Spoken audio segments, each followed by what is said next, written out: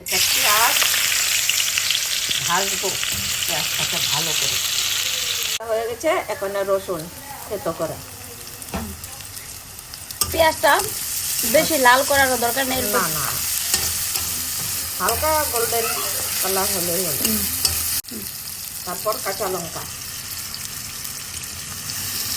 তারপর রসুন বাটা। এটা যদি আসল স্যান্ট আইব। হ্যাঁ হ্যাঁ, সুন্দর করে আমরা ভাজতে লাগবো অনেক অল্প ভালো করে না, অল্প দেরি পর্যন্ত। এখন শুকনো মাছ,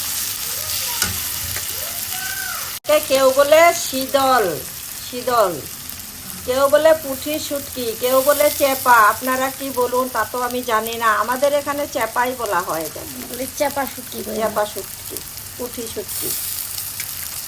মশলা কি দেবো তুমি? তো মশলা তো দেওয়া হলো, হলদি, নমক।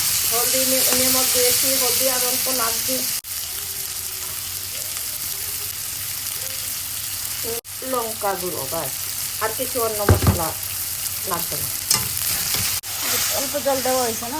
অল্প একটু জল দিয়েছি মশলাটা সিদ্ধ হওয়ার জন্য। তারপর ঢেকে দেবো ওখানে, তারপর জলটা শুকিয়ে যাবে, তারপর অল্প লাড়াচাড়া করে নামিয়ে ফেলবো। পাতার ভিতরে ভরার জন্য রেডি হয়ে গেছে। এখানে মানে ঠান্ডা হইলে ঠান্ডা হলে পরে ভরবো। পাতা এটা নিমখ দিয়ে এটাকে কষলাবো। এটা হয়ে গেছে না?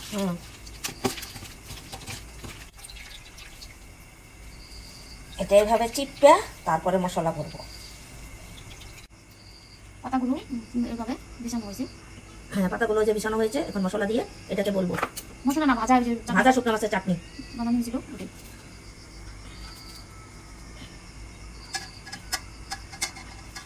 পাতাগুলো ছিঁড়ে গিয়েছে।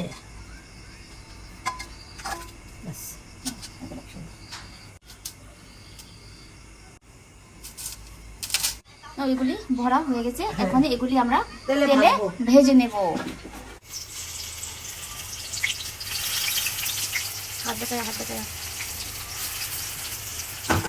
এইটা বস্তুটারে কয় কি এটারে? এটা কি নাম? এটা এটা নাম তো ভরা। আমাদের এই জায়গাতে এটাকে বলে পুলি, চেপার পুলি। চাপা দিয়ে কুমড়ো পাতার পুলি। হ্যাঁ, কুমড়ো পাতার পুলি। কেউ বলে ভরা, বড়া। হ্যাঁ, কুমড়ো পাতা দিয়ে চাপা দিয়ে। হ্যাঁ, শুকনো মাছ দিয়ে কুমড়ো পাতার বড়া। আর অন্যদেরা কি বলে তা তো আমি জানি না। যদি আপনারা কিছু অন্য নাম বলেন তা কমেন্ট করে জানাবেন আমাদেরকে। এই রেসিপিটা যদি ভালো লাগলো তাহলে আমার ভিডিওটা লাইক আর শেয়ার অবশ্য করবেন। আর এরকমই আরও অন্য ভিডিও দেখার জন্য আমার পেজটাকে ফলো অবশ্য করবেন।